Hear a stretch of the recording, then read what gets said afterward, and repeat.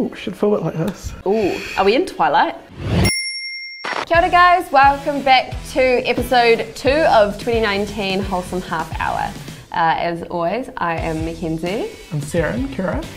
And this week what we are doing is we're answering your questions, same as always, but what we're actually also going to be talking about with you guys is why goal setting is not as good as habit creation. Yeah, I think goal setting is one of those things that, don't put that cup up to my face, don't you drink any water. Goal setting is definitely one of the things, I don't know, it's something that's talked about a lot. Yeah. But I think it's I think it's really overrated because what happens, and I'm sure everyone's experienced this, you set a goal, get in, NCA, whatever, and then you forget about it, and then 3 months later you have a realization that nothing's happened towards that goal. It's probably not going to happen, and it's not your fault per se, because when you set a goal, it's just like a goal's like a finish line that you've set for yourself. Yeah. But you've just drawn a finish line, and if you have no process to get there, if you haven't trained to run, nothing's going to happen. Yeah. So I actually had this exact instance with a student yesterday, and I said to them, do you have, I said this is almost verbatim, I hate using the word goal because I think it's a cop-out and I think teachers have killed it for most students. Sorry. But, I asked him, do you have any goals for the year? And he said, I want to do this. And I said, okay, how are you going to do that? Yeah. And he was completely stumped, just hadn't even considered how it was that you would get there. Because I think with goal setting, you can manifest that endpoint. What is it that you want to achieve? And it doesn't really push you into actually thinking about how it is that you're going to get there. You just have that end goal and oh, well, that's it. That's my goal set. And it's well, that's all well and good, but Yeah, it's very easy. It's sort of I don't know, it's very easy to just say, I want to do this. But if you don't have, as I just said, if you don't have a route to getting there, it's not going to happen. Yeah, exactly. With goals, there's no solution to how to get there. There's no process. And the other issue with them is because there's no process, and it's achievement based, right?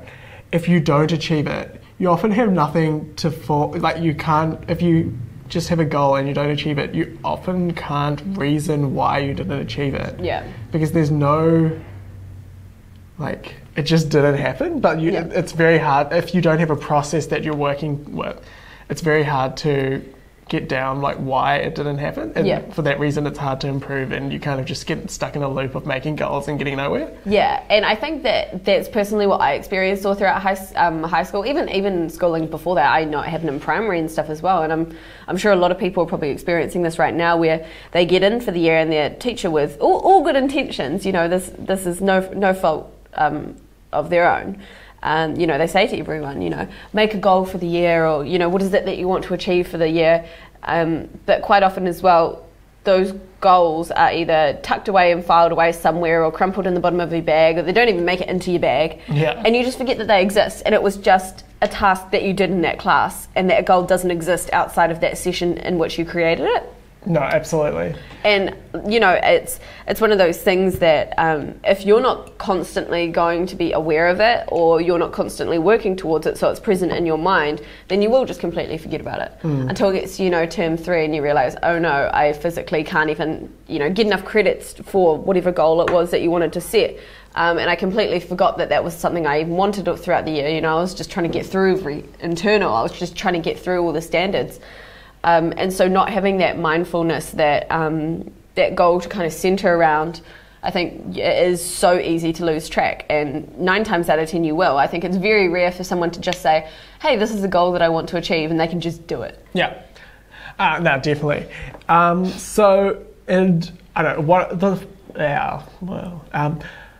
one of the things that I think is a better thing than goal setting is forming habits. Yep. And there's a few reasons for this. There's habits breed consistency, and consistency breeds success. You're gonna get more fit if you run for 10 minutes every day than if you run for 1 hour like once a week and do no other exercise. Yeah. Yeah. And that same rule applies for absolutely anything. Absolutely everything. And specifically your study. I'm sure a lot of you guys have heard us say it before. Studying for half an hour every day after school is better than holding yourself up on a Sunday for that two and a half hours that you would have spent like periodically throughout the week. And there are a lot of reasons for this, retention and all that kind of stuff, like block learning doesn't work as well because you sort of end up switching off, and there's a lot on that kind of stuff. But yeah, it's that consistency that you really want, and that's what builds resilience and discipline. Absolutely, and it's that consistency of like slowly chipping away at something that allows you to meet that goal. Like if you looked at it like like a percentage bar, it's that like constantly slotting in like 1% every day, but over 100 days you can fill up that bar. Yeah, and I think the thing is as well, everyone has that optimism bias. So for anyone that doesn't know what the optimism bias is, which is probably most viewers, it's this thing where we think we can do stuff in a shorter amount of time than what we actually can. Or we think we can do, just because there are 6 hours available does not mean you're going to use that 6 hours for study, like beginning to end. In the same way that just because you have, 2 hours in which you could go work out, you still have to, either like get to the gym, shower afterwards, this, that, and the other. There is so much more involved that people just sort of forget about. Cool, chill out for 5 minutes before you take a shower. All sit in your towel and ponder life for a while. I definitely did that this morning for a little bit, and then I was like, no, I'm already late. Yeah, no, I feel that. But you know what I mean. And so exactly what that optimism bias is we think that we are much more time efficient than what we actually are, and so being real with yourself is also one of those things as well. So try to steer clear from just saying like you said, I didn't end up going for any runs this week, so I'll just make up for it with one big one. It's not really going to happen. Yeah, every day that will and if you want to take creating a habit of studying, for example, the key factors here are consistency. So doing it every day. The way to make that easier is doing it at the same time every day, or even if it's not the same 4:45 every day, because maybe you get home at different times, having some sort of trigger, when you get home, whenever that is, or as soon as you wake up, something you do, getting it home to trigger the next step. But then also, as Mackenzie said, account for the stuff when you get home, you're probably going to, take your bag off, maybe you get changed, maybe you go to the bathroom, talk to your mum, and by the time you do all of that stuff, that's 20 minutes or half an hour, and you have to account for that if, say, you have somewhere to be in an hour's time. Yeah, exactly. And it's something that I still work on. I'm definitely very guilty of it. And just because you physically can do something in a space of time, it doesn't mean that you will. There's probably an 80% chance that I will not do everything in the time that I've allowed myself to. And that's okay. I'm definitely getting better at it, but it's something that, everyone has to work on and stuff. Yeah. Do you have any particular habits that you have currently or have had in your life that, I don't know, you think bring value to you as a person? Okay, so this morning I went for a walk at 7:15 this morning, and it was so nice. It was I don't often see the early hours of the morning being outside in it as well. Do you know what I mean? Just because you're awake at 7 o'clock does not mean you know what the weather looks like outside. And that was really, really nice. It's definitely not a habit, but it was something that as I was walking, I was I should try and do something like this more. It's just a really nice, I think, time of the day, and it's a nice way to start your day. You've sort of done something a little bit active, so you sort of start on a good foot. I guess another sort of habit that I have been trying to do with myself lately is making sure that the goals, not goals, the tasks that I've set myself for the day are completed, and if they haven't been completed, I make them a priority for the next day, so they are done first thing the next day, or I think, you know, how is it that I can actually get around this? So I guess, you know, to sum it up, it'd be like, I'm very much trying to hold myself accountable for, you know, all the tasks that have been set to me and I've set for myself. Yeah, I really like that. And this is a bit off topic, but I want to mention it anyway because it's something on my mind. It's going to be a weird flex. No, I'm kidding. I have like the memory of a goldfish, and for that reason I have like a massive reminders list, because if I don't write something down, it doesn't happen. I just forget. But the thing with that is often I'll write stuff down and it just like it won't happen. So like one thing I've been doing recently is kind of so what happens is I'll like write something down and I'll like set the reminder. I'll like be like, I'm gonna do it today. It doesn't happen. I'll be like, I'll do it tomorrow, and that happens like 4 or 5 times. And you become desensitized. And then you become desensitized. So like at the end of each week, I've been trying to look at everything there and be like, does this really need to be done? If so, yes, I'll like try to like do it straight away. Yeah. And then a lot of the time, like sometimes you have to realize like, yeah, it would be ideal if I did that, but I haven't done it all week, so it actually appears not to be a huge priority. Yep. And sometimes it's hard because I know I should do this. Yep. But like if I'm not going to action on it now and I haven't actioned on it all week, I'll just delete it. I'll be like, it's not going to happen. Let's move on. It's the same thing when you're like clearing out your clothes. Do you know what I mean? Like, and you think you have to ask yourself, you know, you don't want to get rid of something and you think, am I going to wear it in the next 3 months? No, get rid of it. You don't need it. Yeah. Like, you just have to kind of be a bit ruthless about that kind of stuff. I've just cleared out my closet and I bought one more. I bought one more t-shirt. Like, I already have like 2 large drawers of t-shirts. Siren was recently in Australia and all the Snapchats I got from him was just him shopping. Like every day there was something new. Yeah. There's also... You endorse fast fashion. Yeah, I bought a new thing on Wednesday. It was cool. Yeah, I do. I'm not shaming you. Fashion, but here's my goal. I'm not sure if anyone noticed this. Last year on the Wholesome Half Hour, I never duplicated. I think maybe once I duplicated an outfit. It happened once. But yeah, this year again, my goal is not to duplicate outfits, and I'm thinking if I should add the charge of not wearing any outfits that I already wore last year. So yeah, so for anyone who watches this, you know, as opposed to listening to it, and it keeps an eye on Siren's shirts, and they happen to notice he doubles up ever, shame him in the comments. Shame him for us. Going back to like personal habits, I don't know. I have there's a few that I have done very successfully, and there's a few that I've tried to do and I've like slipped off, but I want to get back. I guess the ones that I have, like the long-term ones that I've done well with is like I'm very like I go to the gym 5 times a week, like every week. No, I honestly respect that so much about you. You definitely are very good. And the reason I do that, or the reason it works, and the reason I managed to do it is just because I do it. Like it's a non-negotiable. I feel like it's one of those things where like if you want to get something done, whether it be like going to the gym or like studying or pretty much anything. If you actually want to get something done, you have to make it a priority. Yeah, you can't constantly be treating it like flexible. It's optional. Yeah. And like, I'm not saying you should never move like your gym slot to like allow for something more important. No. But like you should, if you want to do something like study, go to the gym, whatever, treat it like a fairly locked in part of your schedule that you only move for something that's genuinely more important. So for me, I go to the gym around 6 o'clock every day, either 5:30 or 6:15, depending on the day. And I go there, like, unless something fairly important comes up, that's when I go. And if you want to see me at 6 o'clock, unless you're only here like in Wellington for 2 days, that's not the time you're going to see me. Yeah, Siren goes dead air around that time. Yeah, I go dead air from about like 5 to 7 every day. But yeah, that's definitely a way to make sure things happen. Like block off that time and protect that time. Other personal habits, I like the morning routine stuff. I've fallen off that a bit lately.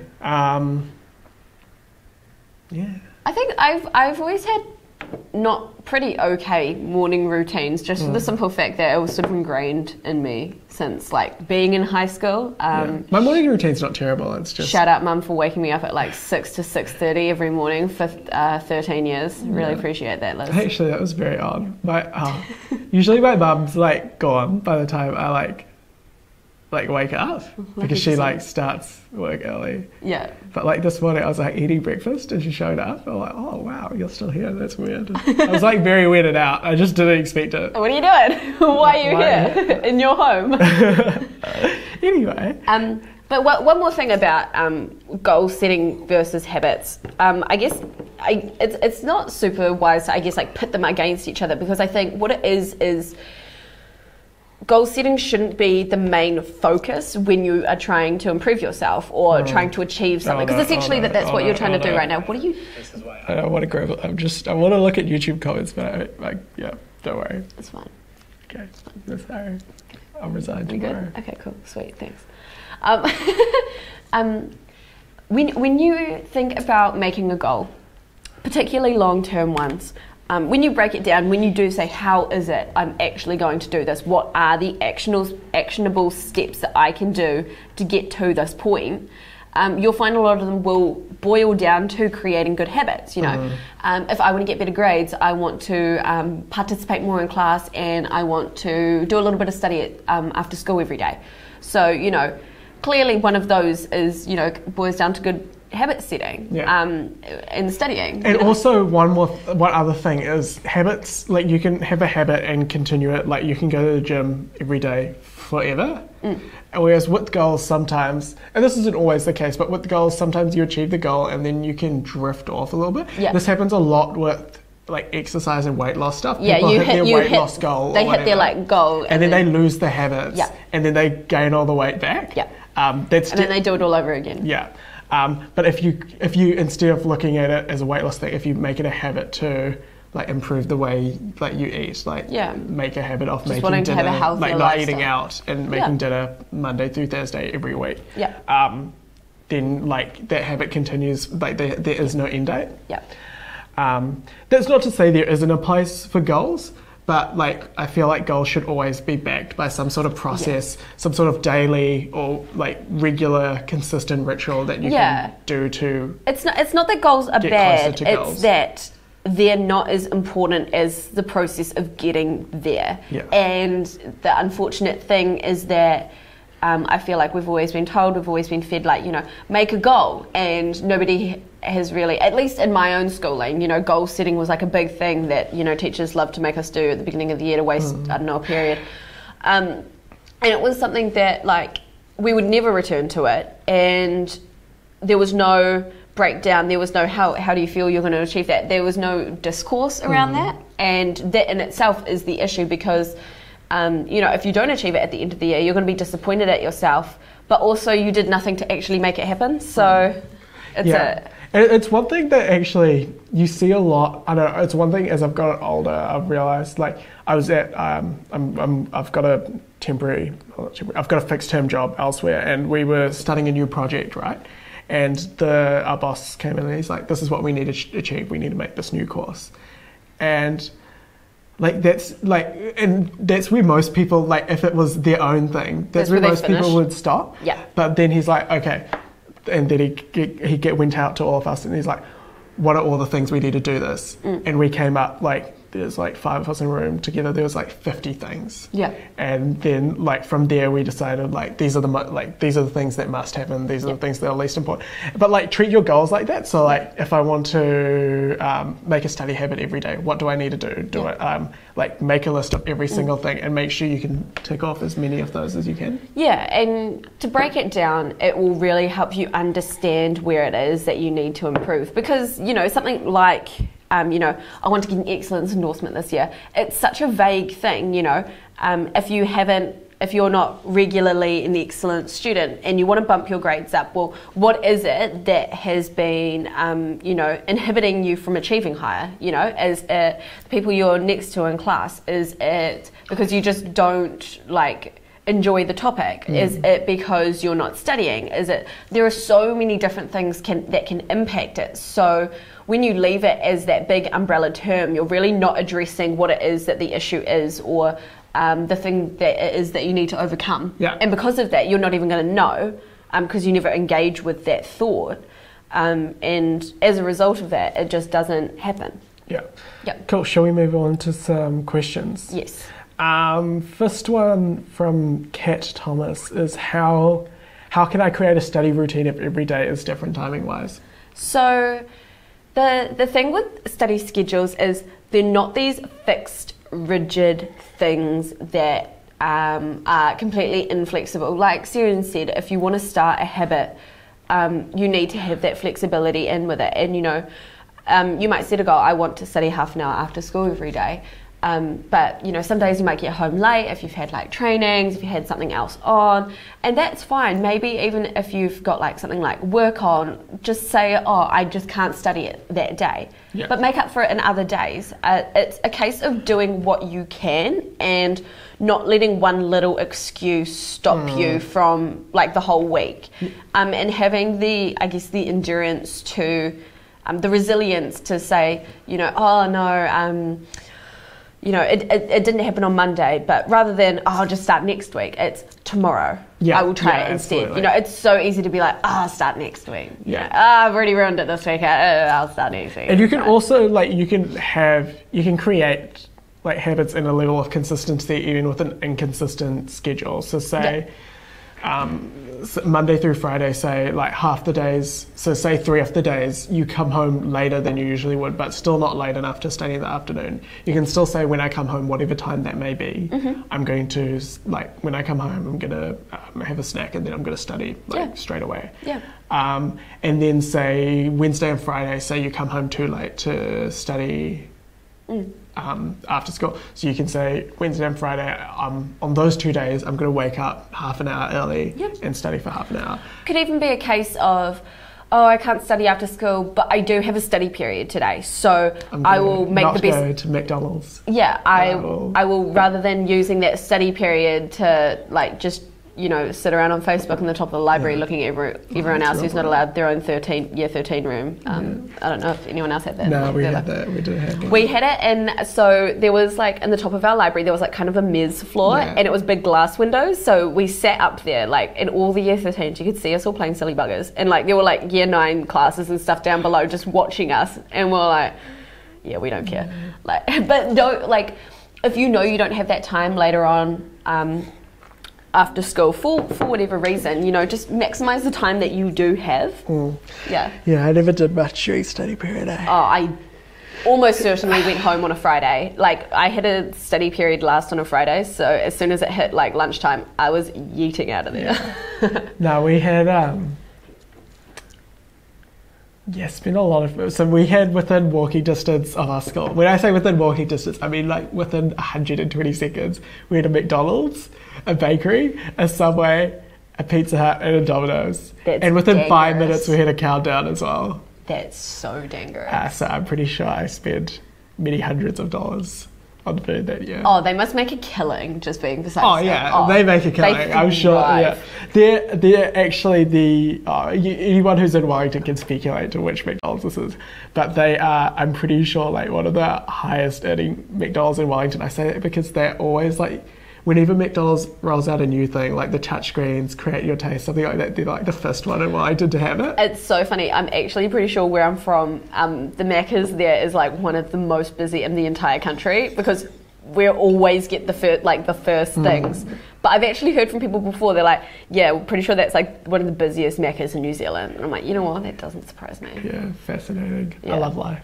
Anyway, more questions. Merle Zalo asks, how much does sleep matter? And I wrote next to it, this is my own addition. I just said, haha. Haha. Yeah, but how much does sleep matter? I think it matters a lot. It matters a lot more than what people, I think, give it credit to, but you need to know how much sleep is good for you. You don't use other people's sleep schedules as a measuring stick for your own habits. You got to find what works for you. So I know people who are absolutely fine on 6 hours of sleep. I am a koala, so I need to sleep 20 out of 24 hours of the day. I need longer sleeps. I usually, if I'm just left to it, I'll sleep about 9 hours on average every night. And that's just me, but I know other people who are absolutely fine on 7. It's usually 8 plus or minus 2. Yeah. Plus or minus 1, 7 plus to 9-ish. I think 7 to 9-ish is ideal. Yeah. I think, I sleep less than 7 hours a night. He certainly does.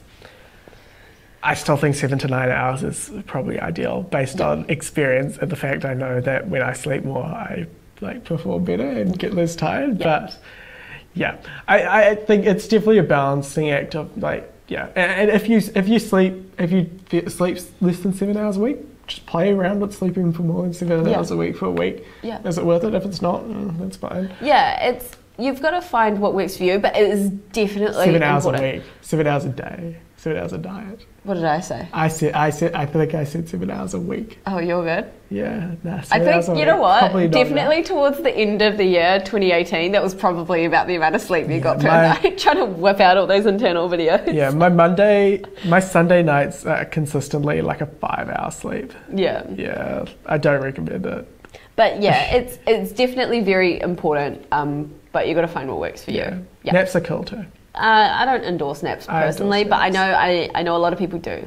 Me personally, I'm not a napper. I want a better couch in the office. I fall asleep at 3 p.m. and I wake up at 4 a.m. and I think, damn. Yeah, no, I can't do that. Tips on staying motivated for the whole day. Oh, okay. So, fun story. When I was in high school, I kind of I was very, very active when I was in high school, much more so than I was now. And there was a while there where I would go to Bikram yoga at 6. Yeah. Go to school, come home, and either go to the gym, or I would go to the gym in the morning and then yoga in the afternoon, and then I would sometimes have work as well. Yeah. I found days like that are very, very busy, very loaded. You get very tired from doing that. That's not sustainable, just by the way. But my way of like getting through those days, I guess, was just taking it one bit at a time. Like, I found that if I thought about too much, like if I woke up in the morning and I was like, damn, I've got to do this, and then I've got to do this, and then I've got to do this, like it kind of makes it more daunting and like more like, oh, I really don't want to have to do this. Yeah. I definitely think trying not to overload yourself and the thought of what it is that you're trying to achieve in that day is a bit, Like I definitely have some pretty busy periods, and I guess there's a few things that I recommend. One thing is, like, you don't even need to schedule them, but like when you take a break, even if it's just 10 minutes, like 10 minutes to go get a coffee or something, in that time, just trying to like disconnect a little bit, like not being on your phone, or just taking 10 minutes to like every couple of hours throughout the day, just to chill out and allow your mind to reset a little bit. Yeah. Instead of straining yourself trying to do the same task again and again. Yeah. A couple other things. If you're getting less motivated as the day goes on, it's probably because you're getting tired. Yeah. Things to help with that: sleep more, take a power nap, do some sort of something that gets you moving for half an hour, go for a walk, something like that. One other thing, if you are finding that you are always tired, really on struggle street, I would really recommend, like, as weird as this sounds, and this isn't supposed to be unsolicited medical advice, but get your vitamin levels checked for either iron or B12 in particular. Yeah. Most people are deficient in B12 anyway, but iron in particular, I had an iron deficiency when I was in high school, and it really, really impacts you. Like, I definitely underestimated. If you're consistently feeling tired, you should definitely be checking that. Yeah. That definitely like inhibited my like motivation to do a lot of things, because most of the time I just wanted to sleep. Honestly, I could sleep like most of the day, wake up and still be tired. So if that is something that you are experiencing, it might be wise to get that kind of thing checked out, because it does make a huge difference. Yeah. And like, for me, I go to the gym in the evening, so that's a big like energy boost for the rest of the day. And it's amazing being able to like, because without that, I'm only productive from like 9 till 5. Yep. But with that, I can get like another block of work in the evening. It's just amazing to have that much time available where like I'm motivated, mentally awake and aware. Yeah. I think one of the things as well, if it is like, just within school and just like period to period, I think really try and be aware of what it is that you're trying to do and achieve, and why you are there. Like, just trying to stay present, I think, and not letting yourself don't let your mind take you on that journey of, oh, this is a waste of time, or oh, I don't want to do this, or try and like realize that you're having those thoughts and stop them, because I think that they do really drag you down as well. Yeah, cool. Two more questions. Aviator NZ asked, or they said, not liking a subject, but also don't want to drop it if it will potentially affect my chances outside of school. So I don't know. I had an instant reaction to this, which is outside of a few exceptions, which I'll explain in a moment. It's very unlikely that dropping a subject at school is going to have catastrophic effects on your entire life. Yeah. Yeah. Yep. No, I agree. Like literally, like what's it going to change? Like the fact that you didn't take English at year 13, what's it going to do? No employer is going to be like, oh, you didn't take year 13 English. Yeah. I'm not going to hire you. Like that's not a thing that happens. I think that one of the biggest things is if you know what it is that you want to, if you want to do future study, have a look on your prospective university's website at their prerequisites for whatever course it is that you're interested in. It will be on there right there, so you can tell pretty quickly whether or not it's actually going to be important. Yeah, yeah, definitely. If you have a tertiary course in mind, go and look, because for most courses, for most courses at most universities, there are no required subjects. Yeah. Like you just need to get UE, but definitely look. So for example, if you want to do engineering, you need 16 credits in maths, physics, and depending on your major, chemistry. But like definitely look into it, because for most things, there's nothing like that. As well, I think it's something that you should be bearing in mind if you really don't want to take a subject, and even the prospect of for example, I want to get into med, so, I should really be taking bio, and even though NCEA bio has got nothing to do with med in any way, shape or form, which it doesn't, at least if even that doesn't motivate you to be really wanting to be in that subject, maybe you should be assessing whether or not that degree will be good for you as well. Like, are you looking at this degree because you're genuinely interested in it, or are you looking at this degree because it's a popular option, or your parents want you to do it, or something like that? Really think about why you don't want to close off that option. Yeah. And also realize that you're never completely closing off an option. You can literally leave high school at year 11, wait a few years and still go to university. Yeah. And it'll be fine. You're never ever completely locking off a door in high school by dropping a subject or something like that. Like if you wanted to do engineering and you didn't do maths at year 13, you can do a couple of maths papers at uni, fine, move on with your engineering degree, whatever. I just want to say that dropping if you're not enjoying a subject at high school, dropping it is pretty much never going to have an impact on the rest of your life. Yeah. Last question. Having to sit next to the person, I'm not going to say the person's name just due to the nature of the question, but having to sit next to the person who betrayed you because of the seating plan. Ooh. Having to sit next to someone who I'm just going to interpret this as, having to sit next to someone you don't get along with. Ooh, that's a toughie. I think it's one of those things where you can be polite to that person, but if you don't want to have that person in your life for whatever reason, don't force yourself to. I wouldn't recommend cold shouldering people, because that just makes things awkward. But I think you can be polite without being super engaging to someone. Yeah, my approach to this is I strongly believe that there's no point in holding grudges against people, because the only person who feels the negative side effects of holding a grudge, the stress and stuff involved with it, is you. So I'd try to not hold a grudge against them. Now that's not to say that if someone did something wrong, you should forget that it happened, but you shouldn't make it stress you out on a daily basis. Yeah. And you can be if you're sitting next to someone, you can be polite, say hello, and do all of those things. You don't have to become their best friend. No. Yeah. I think it's one of those things as well, if it is really detrimental, or if you are finding that, after a week, you are feeling still really uncomfortable, and all that kind of thing, you could have a word to your teacher and just ask them to do the old switcheroo. That's totally doable. I think people who have, done you dirty in the past, there's no... I personally don't. I don't really endorse holding grudges. It's never easy to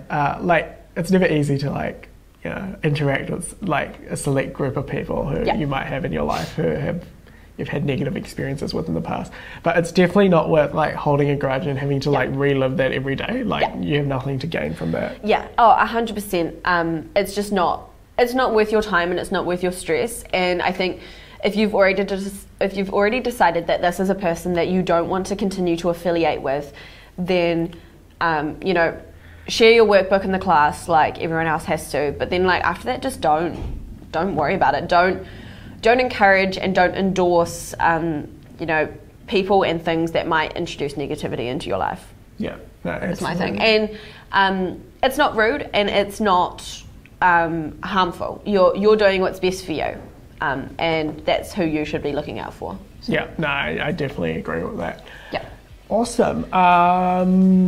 What else? Couple of things. If there were any sections of the show that you think were real good, drop the timestamps in the comments below. I wanted to say a special thank you to S. That's their YouTube username, just the letter S, which is very descriptive. But no, they left some cool comments and feedback last week. Really appreciate that. If you have any feedback, any ideas for future topic ideas, any questions, anything like that, drop them in the comments below, or you can DM us on Instagram if you would prefer to do that. Yeah. But otherwise, thanks so much for watching. Oh, we're on Spotify now. You can subscribe on Spotify. We are on Spotify. The link's at studytime.co.nz/podcast. But yeah, I was very happy to get that Spotify approval. And yeah, thanks so much for listening. Yeah, we'll see you next week. Yeah, bye guys. Bye.